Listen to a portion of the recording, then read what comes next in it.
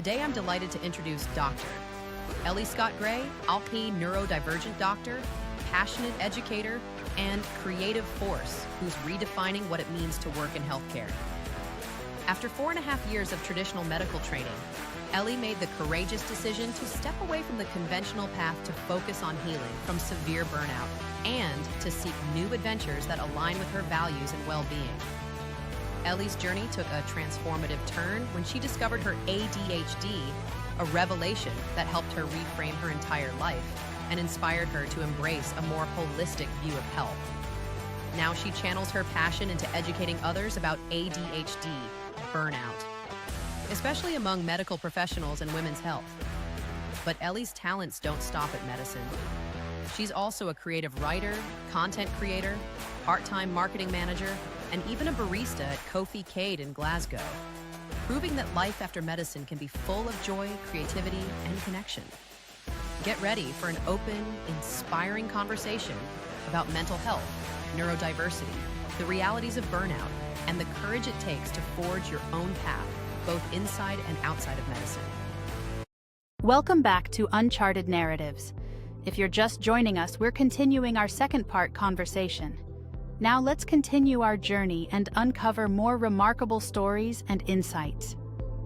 Yeah. So as I said to you before, like when I was burnt out, I become really quiet, really introverted, and I'd lost all my confidence in everything. And I knew I couldn't go back into medicine. So I had to start thinking about like, what is it that I can do? And my biggest fear was burning out again. And I started looking at things like medic footprints and health career transition, which are companies that help people transition out of healthcare into other professions. And, I was speaking to people that like on LinkedIn. I didn't even know LinkedIn was a thing until like 6 months ago. But I found some really amazing people on there and started chatting to them. And I don't know, but during this process, I was like, I need to pay my bills, I need to pay my bills and I need to do something that I know is not going to A, be high risk, or B, cause me to be unwell again. And I have been working in hospitality since I was 14. So, I was like a pot washer and then I was a waitress, bartender. I worked at festivals. Like I've done lots of stuff and I worked all the way through uni.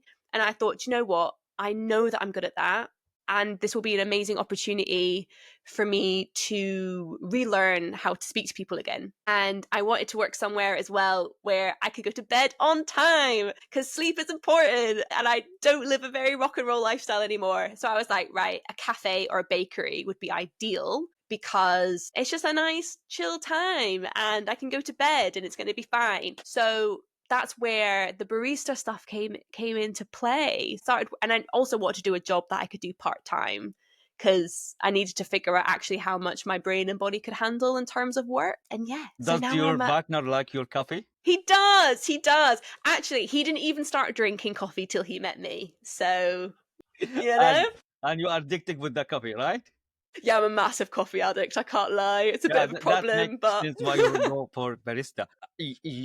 Your story and you wrote in the LinkedIn. You are creative, and you like content creating. When we started our chat today, you mentioned in when you are 14 that time, think to go with the art or to go with the medical school. So why you didn't think to find your way to do something like boutique, something with the art, drawing, whatever? I know sometimes when you have bills you need to pay, it's very hard to do that. But I'm pretty sure there is another factor pushing you to go, not to go directly for barista and work in the cafe. So now I think you are working with the art and content creating and do marketing. But when you started without them, right? Yeah. So for a while, being a barista was my only job. That was all I did. Yeah. Yeah. So this is because this is the only job available, or you need something very quick, or because this is at that time, this is your vision. I want to start work with the cafe. I think it just it happened organically, and I just wanted to do something that I knew I would feel comfortable with. and, working in hospitality, preparing food, preparing coffee, that's stuff that I've done for a very long time. In my head, ideally in my head, I was like, yeah, I'm going to be a painter. I'm going to be an artist. That's what I'm going to do. But I didn't even really know where to start. I have creative friends, but most of my friends are doctors, they're full-time doctors, and I didn't really know any other artists or writers or anything, but I knew I needed to get back into work, and I knew I needed to do something part-time. So I genuinely thought, cafe job, this will be perfect. I can't lie, it took a long time to get hired. No one wanted to hire me. Like, I don't know if people thought I was overqualified or whether because I had a 5-year gap away from hospitality, but it was hard to find a job at the start. But I just knew I need to get my foot in the door of working again. And then hopefully over time, I will start developing my skills and figuring out what my journey is to then try and slot everything in. But yeah, the barista stuff predominantly came from, I just need to get my foot in the door and not hate what I'm doing. And based on your situation as an introvert and with your diagnosis with ADHD, was a challenge for you to work in the cafe, or this has helped you to overcome? It's helped me to overcome, definitely. I've learned so much about myself from working in the cafe. It's really built my confidence back up. I've realized I am quite good at talking to people, and I'm good at customer service, and people enjoy, well, at least I hope they enjoy talking to me. I mean, no one's complained. We can't tell. Maybe people actually find me really annoying, but either way, it's built my confidence back up again. And it's been so lovely working in an environment where most people have ADHD. Like, hospitality is full with the ADHD community. And it was also really amazing working with someone. So the owner of the cafe I work in, he's called Rukshan.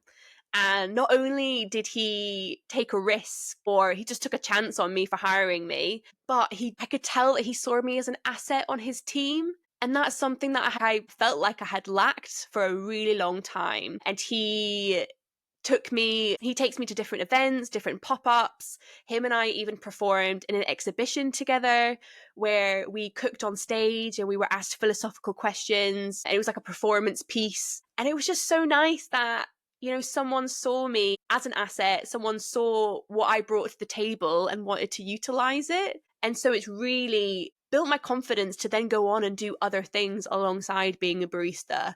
But that time as a barista it was so important. It's really helped my journy, and just to feel better about myself. I can tell from your facial expression and what you wrote in your LinkedIn. You put it there clearly. You are proud, and you tell your story as a passion, and you compare your journey as a medical doctor and a barista, and you find when you are a barista, you were appreciated. You consider as asset, because as a human to human, they give you that feeling. But in the hospital, never had that feeling ever. Yeah. To be fair, I did sometimes, particularly in my first year as a doctor, because I was still so enthusiastic and really wanted to be present and do as much as possible. But yeah, I would say the vast majority of the time, unfortunately, being a doctor is pretty thankless, but also because I was so burnt out, I just wasn't performing as well as I had done, and my confidence took a huge beating. Yeah. So now you are also working as a part from your journey and your career. You are doing content creation and do also a part-time or full-time marketing for the health industry, right? Yes. Yeah. Please give us more aside. So how you manage working 3 different area job and you stay up on the time to go for the bid? Yeah. So to be fair, I didn't really know what a portfolio career was until probably about a year ago, which is just basically when, the way that I understand it, portfolio career is kind of just lots of different jobs to kind of build your overall career. So at the moment, I'm a part-time barista. I do marketing for Health Career Transitions, which is a company that helps people move out of healthcare into other jobs. And I also do some writing, and I'm hopefully going to start doing some ADHD education as well. And it fits me really well, like having lots of little things to bounce off and utilize my creativity. I'm starting to realize that those things actually suit me so much better than being a doctor and going into a hospital every day. And makes sense for you as ADHD. You have many things to do. Exactly. 100%.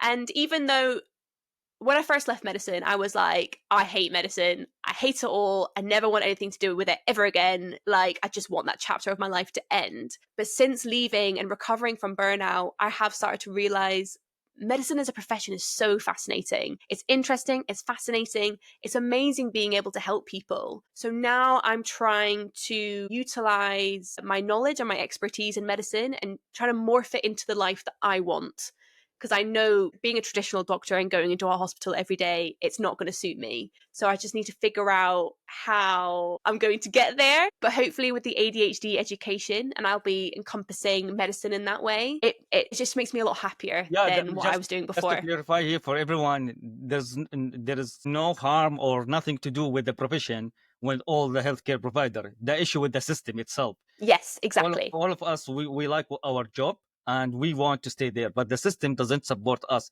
as a human. And here where everyone have their capacity, they can tolerate, and what you are doing is great. And one thing also I would like to highlight it in your story, the portfolio, the career portfolio. We aimed, or we keep saying, we need to build this portfolio make sense together and connected. So this is where the other, they can see it in the way how it should be, but in reality is no, it's my life, this is how I like it. So I started to see a lot of profession, they me myself also, I do a lot of the things doesn't make sense if you put them, it's like a cocktail. Yeah, exactly. That's you so cannot right. you can't do it for that. And this is a start to see this generation and Gen Z, they started also to refuse all stigma or the stereotype and build their life, because it is our life. I came across one doctor, I don't know him, but why I'm swiping on Instagram. Doctor, he tell his story, he is a DJ player, but Yeah. at the same time he is a surgeon. Yeah, I think that's amazing. I love that. I'm obsessed. Yeah, so you need to see where your passion, what you love, and make it like what you do. So back for your education, I know you more into educate the community and mainly the women about the HSD and how to overcome. So how you picture this in now, maybe you start with that, but how you picture this in the long term, how you will spread the knowledge and awareness among your friends, about your community, and how to transfer this message for the community. Yeah, so that's currently what I'm trying to figure out. So I started writing about it on LinkedIn because I didn't really know where to start, and that's where I was recommended just to kind of start writing about things. So I write about it on LinkedIn. I also am coming on podcasts like yourself and chatting about ADHD and my experience and things like that as well. I'm also a part of the WHO FIDES community. So it's a community of healthcare professionals that the World Health Organization help to provide knowledge to the rest of the world, usually through social media, but just to make sure that it's correct, it's ethical. And so I'm really trying to figure out how I do that, whether that's through Instagram or YouTube or something like that. So, and watch this space. Watch this space. We'll see what happens. I think we need to connect offline. I have a friend, she is starting to do some of a group and education. I help her a lot of the idea how to do and expand that knowledge, because she is struggling with this and she tried to educate other. So she is a nurse also. So I think maybe I can share what I discussed with her, or also I can connect you with her and build something together. Yeah, amazing. The more the merrier. I love that. Like said, like community, so important. So important. That'd be brilliant. It is, and we need someone like you and like her to speak up and try to change the system, because when we graduated from the school, we come full with passion and big dreams. We get on to reality immediately. We burnt out, extra brain, and then go out. Luckily, you discover very quickly where you want to go, and still you are evolving with that. But many of friends and colleagues still, they are struggling. They are not aware where to go, especially sometimes when they have the social status. I am a doctor. How I go and work in out of the hospital. This is something is not good. So either they go out but do nothing. You know, we know what is the end of the story, or they keep struggling on the hospital. And here we discuss the struggle or the challenge or the risk will come and reach for the patient. So Mm-hmm. we will connect and we will find something to do together, hopefully. And I'm happy to support you. And as we connect over the LinkedIn, we find a good story to work together, and we find there is something you can educate other, and you are doing already. So right now you are only targeting only women or anyone having that diagnosis? I think everybody, ideally, like I would like to teach everybody about ADHD, no matter what gender you are. But I think women, unfortunately, have been incredibly left behind in the ADHD world, and to be fair, in the medical world in general, because women have a menstrual cycle and you have alterations in your estrogen and your progesterone that can really affect dopamine and how you feel and how you emotionally regulate yourself and how you do tasks. So that's why I have a particular interest in women's health. But I would like to educate everyone, to be fair, of all ages. So like a job that I'm currently in the midst of obtaining is just being an ADHD educator for anybody with ADHD. And so that's another way that I would really love to teach people, is either a one-on-one or in groups. Because yeah, I love teaching. I think teaching was and still is, one of my favorite parts about medicine. And you are a nerd again for the third time. Yeah, exactly. I'm a nerd and I love talking to people. So while you are nerd, all fits. Nerds, back for your career transition. You told me there is a group help you to do that transition. If there is no one support you, do you think you will make it very quickly like what you did right now? Or you will go with the maze and struggle until you find yourself? Yeah, I think if there wasn't a community of people that I could speak to, I honestly don't know what I would have done. I started looking into communities of doctors I heard left medicine as soon as I started being a doctor, really. I listened to so many podcasts. I would watch interviews, videos, and then thankfully that led me on to, I would say, about 3 communities of people. So Health Career Transitions is one of them, Medic Footprints is another, and the last one was Life Without Medicine, which is done by an American lady. She did a podcast and I have spoken to her as well. And without those people and those communities, I honestly think I would have just gone back into medicine and burnt out again, because there was no one. If I hadn't had those people, I wouldn't have been able to speak to anyone about it. And I would have just felt immense guilt about leaving medicine, and I would have gone back in. So those communities were essential. Just speaking to people and reaching out to people and asking them how they felt about leaving medicine, what they're doing now. And they were all brilliant and so supportive. And I've met some amazing people. How you feel right now leaving the medicine? Have you ever felt you are regret? I've never regretted it. No. I have moments where I think back and I still have days where I think about leaving medicine and I feel almost like a bit of pain about it, because not only did I dedicate so much of my life to medicine, but like, as you said before, there is like a status to it, and we do entangle our identity in being a doctor or being a nurse. And particularly like when I think about my grandparents, that was the thing that they told everybody, that I was a doctor. Like that was the number one thing they were proud of. So I do sometimes feel like a little bit of angst about leaving medicine, but I've never regretted it.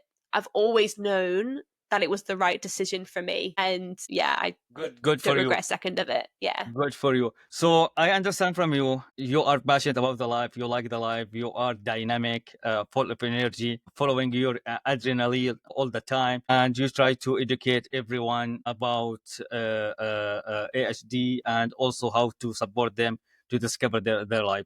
Anything else you have in the short or long term as a interest or goal? It's clear for you in under your campus right now, or still you are working in this many chapter open right there? Yeah, so I'm just trying to do whatever makes me happy, and I think I'm discovering more and more things all the time, and I'm learning more and more about myself every single day, which is really exciting. And something that I do want to do a little bit more of is writing. I love writing so much, and I am hopefully going to be doing some writing for an online magazine called Her Magazine, which is a magazine that focuses on women in healthcare and how to be a leader in healthcare. And I'm really excited to start that aspect of my journey as well, because I think writing is just such a beautiful art form and it brings me a lot of joy. But what else I'll do, who knows? The sky's the limit. Have you ever considered to write a book on your biograph? I mean, sometimes. But A, do I have the concentration to write that much? Not sure.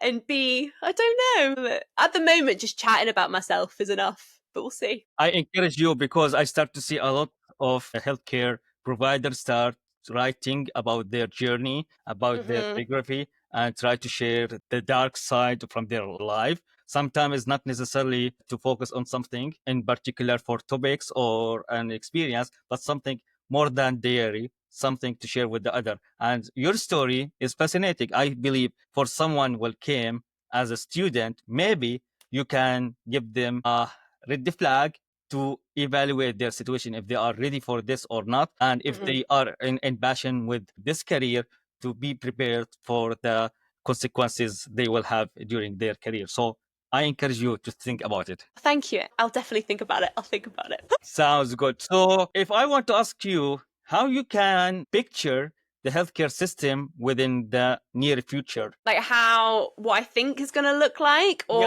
Yeah.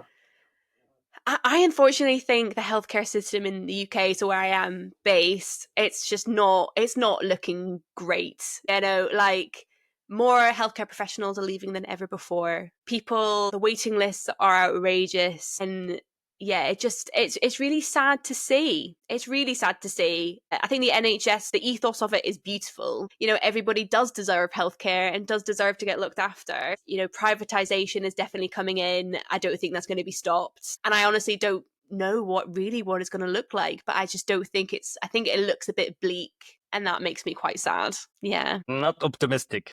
No, what a sad way to talk about it. But genuinely, that is how I see things happening. Like, I do really hope that all these medical professionals that are leaving and talking about their stories and supporting each other, I hope by osmosis that somehow starts to alter the culture within the NHS and how things are done. But I don't know how that's going to happen. But by the way, this is not only in the UK. I have the honor to work with the NHS in different projects, but this is also here. We face it in Canada. Yeah. Also, we face it in the US. And I'm not sure, but it's somehow is quite a bit like this in Australia. So the Western area or the Western country, most of the time, they build a very complicated system where it's become with these challenges. And I have a doctor. She is creating a community to try to tackle out all those challenges in the healthcare system and try to find a solution. So it is an NGO organization, and she take this initiative from her side. She is a pediatrician, and luckily I am working with her. So I think in some space and some area we can find you, Ellie, to go and support this journey. Maybe you can find also a colleague working with you to find a way how you can fix the NHS. Meanwhile, we'll leave you with your creativity and your artist, and focus in this while you are writing about a solution, and mention other story from your friends and colleagues why they live, and try to find a solution and recommendation.